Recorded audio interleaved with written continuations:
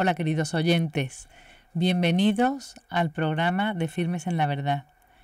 Tenemos con nosotros, a través del hilo telefónico, a un invitado que se llama Carlos Alberto Llorente del Campo. Él es médico y dentista, lleva muchos años en la profesión, pero tiene un interés especial por un tema en concreto.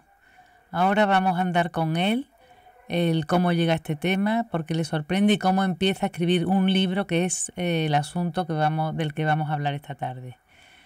Muy buenas tardes, Carlos, ¿qué tal está usted? Hola Mariana, pues yo me encuentro muy bien.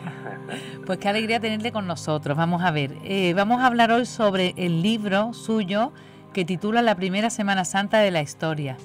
Cuéntenos cómo, qué es lo que le suscita el interés por este tema, qué es lo que le lleva a escribir, cómo se fragua todo.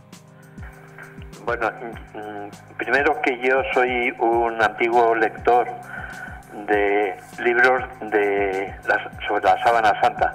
Pues ya por lo menos hace 35 años que empecé, que me llamó la atención precisamente por las heridas, porque como profesional de la sanidad, pues te llama la atención. Y he leído todo lo en castellano ha salido. Entonces, pero yo no soy escritor, es que quiero hacerlo resaltar. Sí. Ocurrió porque haciendo un viaje en el 2009 a una ciudad, Alicante concretamente, yo solo que eran 4 horas de ida y 4 horas de vuelta, sí. Pues me parecía que desaprovechaba el tiempo, y entonces pensé en qué puedo aprovechar todo este tiempo para hacer algo positivo. Y entonces se me ocurrió, dije, hombre, ¿por qué no intento hacer una historia de la pasión, sí, según los datos que yo sé de la Sábana Santa? Entonces, si la Sábana Santa es real, pertenece a Jesucristo, tiene que salir necesariamente, pues, cómo fue la pasión. Y entonces me pareció eso tan bonito, tan maravilloso, que paré en un pueblo, compré una grabadora y despadito con el coche empecé a memorizar y sacar detalles de la pasión. Y entonces cuando yo llegué a mi casa, sí, lo leí, lo oí y me gustó tanto que ya no paraba hasta que hice el libro. Y entonces y ese es el motivo por el que está el libro editado. Fíjate, pero para esto también habrá tenido que ir a Jerusalén, ¿no? Porque se desplaza para seguir los pasos. Bueno, le voy a decir que no fui a Jerusalén, lo hice a base de libros de la Sábana Santa y de internet, de tal manera que cuando ya estaba editado el libro, entonces dije, pero bueno, ¿cómo voy a que cara más dura hacer un libro hablando de Jerusalén y no visitarlo? Y luego he hecho 2 visitas a Jerusalén con 2 amigos, y gracias a Dios, pues tal como yo lo he contado, pues así es Jerusalén y los monumentos. Sí, la verdad que es precioso. Cuéntenos, don Carlos, porque me gustaría, yo he leído el libro, me ha encantado desde luego, y bueno, eso, la crucifixión, la cruz para un cristiano es trascendental, ¿no? Porque pues sí, para el sentido del sufrimiento, para todo, ¿no? La cruz. Entonces, cuéntenos un poco este tema tan interesante que escoge en su libro, y vamos a recorrer, si le parece, algunos puntos que usted quiera destacar, porque no nos da tiempo a todo, pero vamos a hacer por etapas un poquito como lo que usted cree que es más importante. Sobre la cruz, bueno, es que es todo importante, es tan importante, por ejemplo, la flagelación, que fue impresionante, como el Vía Crucis, como el Calvario, como la forma de crucificarle. Sí, bueno, vamos a empezar poco a poco, a ver si vamos desgranando. Vamos a ver, a mí me ha impactado lo de la descripción que hace en su libro de la Roca del Calvario. Vale. Yo he estado en Jerusalén, pero me ha parecido curioso porque no me la había llegado, como está debajo en la iglesia de Jerusalén, en el Santo Sepulcro. No me lo imaginaba tal como usted describe el cadalso con la maqueta que ha hecho, que es porque hay también que decir que es humanita y que nos ha hecho una maqueta que la tiene fotografiada y que tiene el libro una fotografía muy interesante. Pero lo primero, centrándonos en el lugar, ya en Jerusalén, en el sitio del Calvario. El Calvario. Sí. Bueno, cuando yo tenía ya, digamos, el borrador hecho del libro, claro, quería ilustrarlo con fotografías precisamente de los dos monumentos más importantes, como es el Calvario y el Sepulcro. Pero verá usted, si ahora mismo se pone a buscar fotografías o dibujos del Calvario, pues verá que va a fracasar, no existe. Es verdad. No existe, pero yo dispongo de planos del Calvario que me han permitido reconstruirlo, y entonces lo hice precisamente para sacar esas fotografías y ilustrar mi libro. Y entonces lo primero que, cuando yo ya lo tenía hecho, pues te llevas una sorpresa monumental, porque te das cuenta que no es un monte, como nos lo han contado siempre, un monte donde la gente, los soldados subían incluso a caballo. Bueno, es una roca de 6 metros, puntiaguda, que tiene una cresta pues muy delgada. Entonces, lo primero que te preguntas es, pero bueno, ¿cómo han podido subir allí nada menos que a 3 reos? Y luego, ¿cómo les han crucificado? Bueno, pues tuve que rehacer mi escrito y a base de trabajar mucho, bueno, pues he contestado a esos interrogantes. Entonces, el Calvario está embutido dentro de la capilla de la crucifixión de la Basílica del Santo Sepulcro, y que solamente es visible 2 pequeños extremos de la parte de arriba, que están a la derecha y izquierda del altar. Ahí hay unas vitrinas y se ve. Y luego en la parte de abajo hay una parte también que se ve. Pero vamos, quiere decir que cualquier persona, cualquier peregrino que visita la capilla de la crucifixión, pues se va como ha entrado. Eso me pasó a mí. No tiene ni idea. Exacto. Porque está embutida dentro, está dentro de los cimientos. Sí, es verdad. Y entonces, y el sepulcro está en el mismo sitio donde sepultaron a Jesús. Es decir, está a 40 metros de distancia y 4 metros de diferencia de altura. Por lo tanto, tuvieron que hacer una escalinata para poder subir a lo alto del Calvario y hacer una plataforma donde crucificar a los condenados. Entonces yo lo hice en la maqueta y lo fotografié, y así aparece en el libro. Eso, pues eso me ha parecido interesantísimo, porque ya después de su libro me hago una idea, se imagina uno cómo fue eso, llegar, el acceso a esa roca con las escalinatas, con el cadalso que ha puesto en su maqueta, y me ha parecido interesantísimo. Claro. Porque es verdad que al llegar allí no te lo imaginas, ¿eh? Claro, no, y además que hoy día cualquier peregrino que quiere subir a lo alto del Calvario tiene que subir por unas escaleras de la época de los cruzados, que tienen por lo menos 18 escalones. Y entonces, bueno, pues no son los mismos escalones que subió Jesús, pero la altura que tuvo que vencer Jesús para llegar a lo alto es la misma, porque eso no ha variado. Claro. Por lo tanto, esa escalera que actualmente existe, aunque no sea la misma, representa, es una cosa que a mí me emocionaba cuando hice la maqueta, porque es que esos 18 escalones que acceden a lo alto del Calvario representan nada menos que los últimos pasos que Jesús dio en la tierra. Fíjese lo importante que es esa escalera, los últimos pasos que Jesús dio en la tierra. y es emocionante, vamos. Es emocionante, ¿no? La verdad que me gusta muchísimo su descripción.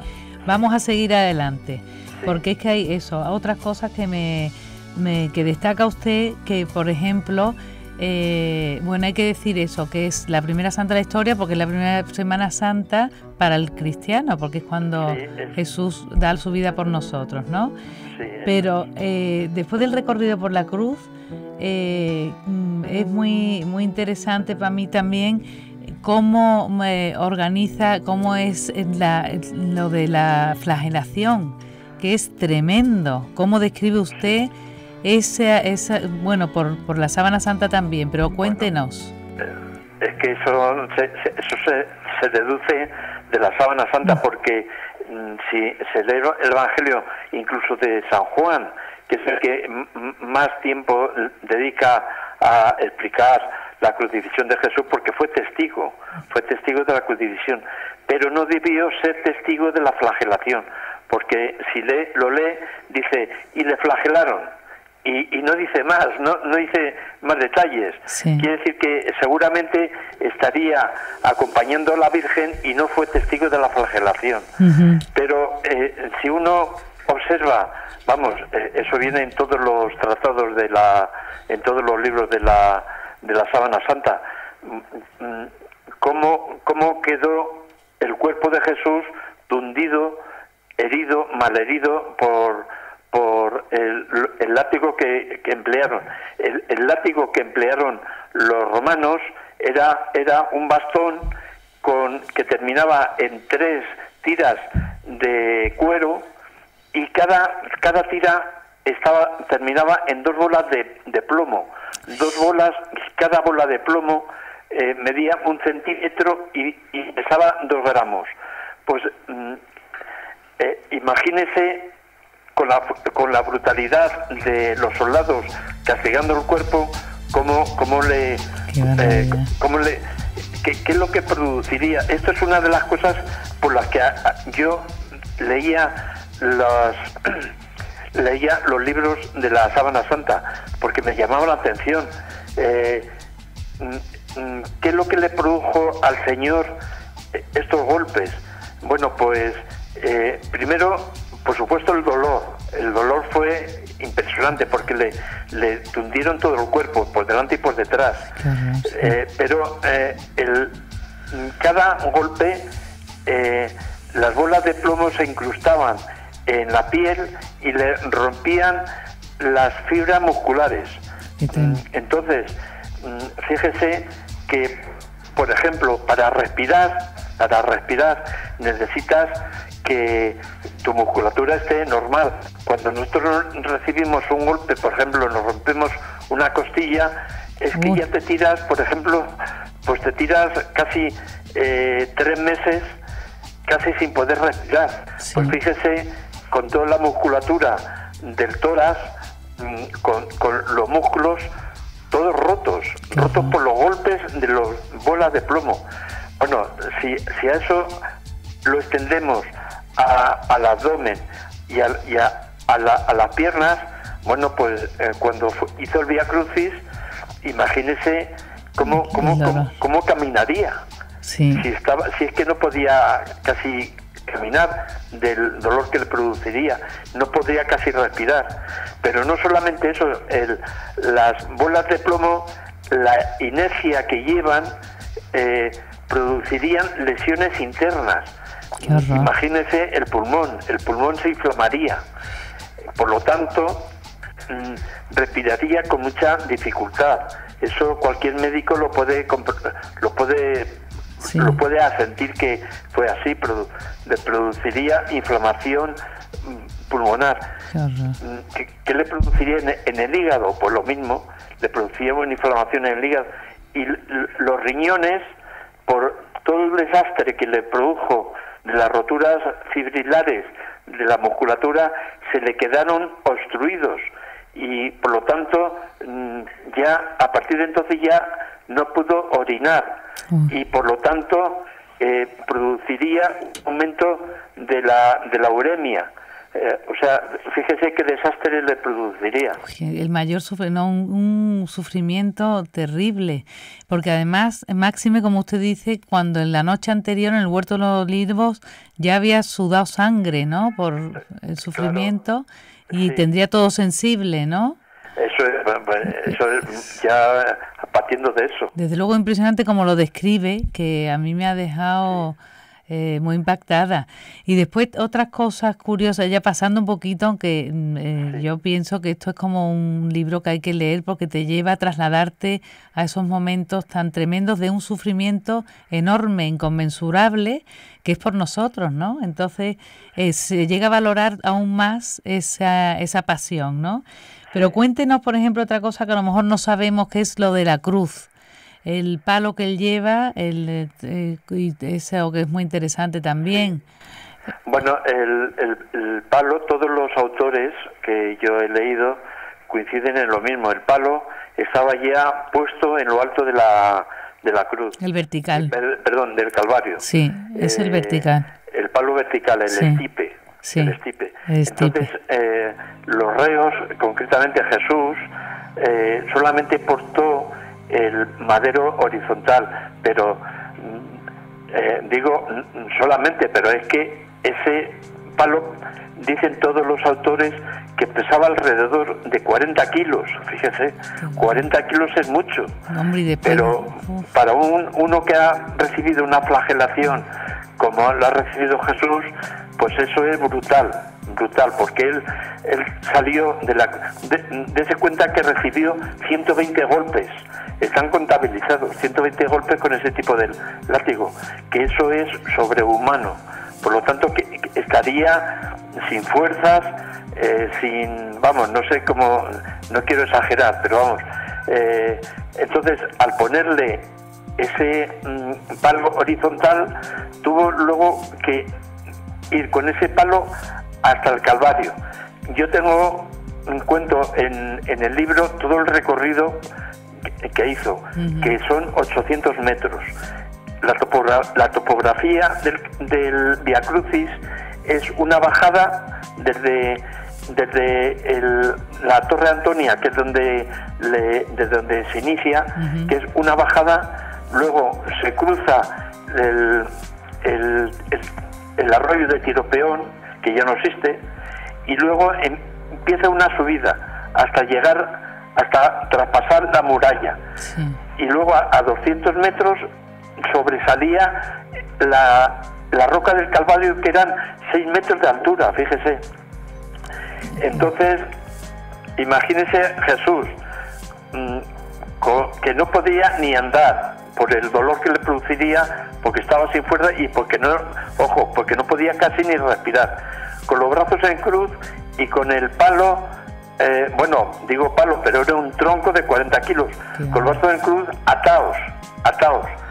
Entonces, cuesta abajo, con los empellones que les darían los soldados, caería, como rezamos nosotros en los Vía Crucis, no 3 veces, sino muchas veces más, porque hay que darse cuenta que era cuesta abajo, entonces perdería la estabilidad, y entonces, como no se podía defender con los brazos para ponerlos en la tierra y defenderse del golpe, claro, porque los tenía atados al tronco, sí, pues ponía primero las rodillas.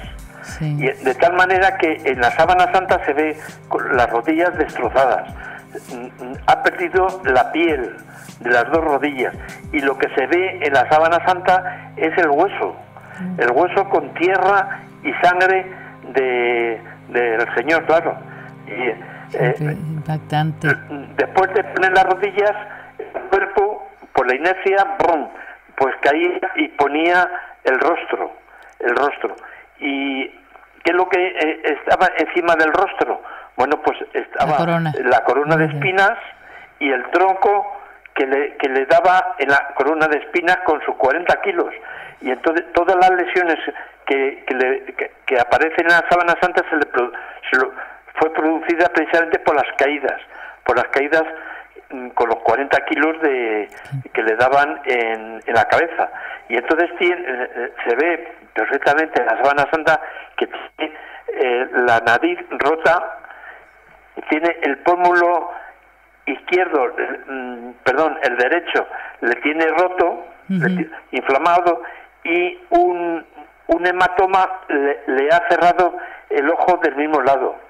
Entonces, en el Vía Crucis, precisamente por estas lesiones que yo les acabo de contar, iría precisamente por las rodillas, primero por las rodillas iría cojeando de mala manera, porque se le inflamarían las rodillas, y luego con un ojo tapado por el hematoma, pues tenía que ver con muchísima dificultad.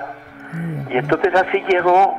Entonces, claro, se comprende cómo en el Evangelio llega un momento en que le quitan la cruz de encima, no por piedad o por humanidad, sino porque vieron que no llegaba arriba, claro, que era imposible. Tenía que superar ahora nada menos que 6 metros de altura.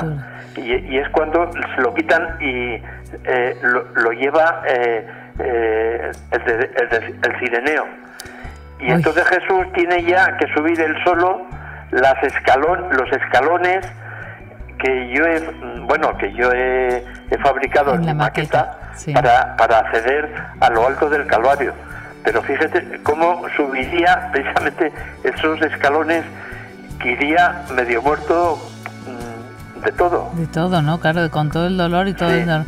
Nos quedan 4 minutos, que se me ha pasado volando, porque es que me lo estoy imaginando todo, y es poco, porque es que eso, lo que me ha impresionado mucho es la lectura de todo, como lo describe, y bueno, y ahora un poquito el repaso. Pero otra cosa que yo quería ya, para finalizar, también había muy poco espacio para su madre, ¿no?, que estaba allí, San Juan. Claro. Y también me impresiona cómo le subían, que yo no sabía que era así, con las cuerdas esas, como si fuera, ¿no?, desde atrás, porque había una muesca en la cruz. Pero cuéntenos un poco eso de que por cómo él se situaba, la Virgen tenía muy poco espacio para estar, ¿no?, y estaría allí. A Jesús, una vez crucificado, había una plataforma muy pequeña, donde no sé qué había prácticamente. La Virgen estaba justamente delante de él, precisamente porque no había espacio, es que no había más espacio. Eso. Estaba delante. O sea, yo en mi libro cuento incluso la distancia que le separaba sus cabezas, que 1,5 metros. San Juan estaba a la derecha. ¿Por qué a la derecha? Porque como cuenta él en su Evangelio, fue testigo de la lanzada y vio perfectamente cómo salía sangre y agua. Si hubiese estado en el lado izquierdo no lo hubiese visto con ese detalle y no lo hubiese podido contar. Por lo tanto, San Juan estaba en el lado derecho, la Virgen delante de él, pero vamos, delante, y al otro lado estaban las 3 mujeres. Y también lo que cuenta, que yo nunca lo había oído, era lo del grito último de cuando expiró, que claro, es una cosa excepcional, porque no se sabe ni cómo ha podido tener fuerza, no pudo, para exhalar ese grito, ¿no? Es que eso se deduce del sudario de Oviedo. El sudario de Oviedo es que se conserva allí, que es auténtico, vamos, es lo que cubrió a Jesús una vez muerto, clavado en la cruz. Uh-huh. Le taparon la cabeza con ese paño. Y esa sangre, que lo ha estudiado el equipo científico del CES, que es el Centro Español de Sintonología, sí, que radica en Valencia, uh-huh, lo ha estudiado, y uno, si se puede meter en internet, el CES, Centro Español de Sintonología, verá que las conclusiones de ese estudio dice, entre otras cosas, no me quiero extender, que es sangre producida por edema agudo de pulmón. Entonces yo, como médico, y además he sido testigo de muerte de pacientes que sufrían esa enfermedad. Bueno, pues primero, ¿qué es el edema agudo de pulmón? Bueno, pues que no tienen ya aire y se le llena todo la cavidad pulmonar de una mezcla de suero y de sangre. Y por lo tanto, al no tener aire, primero pierden el conocimiento, se quedan en coma. Y luego, en cada respiración, en vez de expulsar aire, expulsan una especie de espuma crepitante, que es de color rosada. Bueno, pues Jesús murió precisamente con un edema de pulmón. Y entonces es lo que yo digo ya si quiere con esto puedo terminar, porque es que es impresionante. Es que es un milagro que Jesús hizo, porque murió cuando quiso. Fíjese lo importante que es. ¿Por qué digo eso? Porque Jesús, sufriendo el edema de pulmón, llega un momento que dice el Evangelio, y dando un fuerte grito, expiró. Pero bueno, ¿cómo es posible que pueda dar un fuerte grito? Que se necesita primero tener mucha fuerza, es decir, la musculatura en plena forma, y luego los pulmones llenos de aire. Entonces Jesús en ese momento no tenía nada de fuerza, porque tenía todo tetanizado, y no tenía nada de aire, porque tenía los pulmones llenos de suero y sangre. Entonces es lo que yo comento, porque es que estamos hablando de una persona que era Dios. Entonces, como persona estaba sufriendo todo esto, pero es que como Dios eran como dos voluntades haciendo lo mismo. Dios quería sufrir mucho y como hombre quería sufrir mucho. Se juntaron las dos voluntades, fíjese. Y entonces, bueno, pues dando un fuerte grito milagroso, porque no tenía aire y no tenía fuerza, pues expiró. Por lo tanto, murió cuando quiso. Pues desde luego es impresionante cómo nos acerca usted con su libro a lo que es la pasión de Cristo. Así que, bueno, le agradecemos muchísimo que haya estado este tiempo con nosotros para poder adentrarnos un poco. Yo creo que la gente se picará a poder leerlo, ¿no? Porque es verdaderamente interesante. Don Carlos, muchísimas gracias por estar con nosotros, ¿eh? Muchas gracias, Mariana. Bueno, gracias. Hasta otro día. Pues, queridos oyentes, la verdad que merece la pena. A través de este libro se descubre el gran amor que Dios tiene por el hombre, porque da hasta la vida de su único hijo por nosotros. Hasta el próximo programa.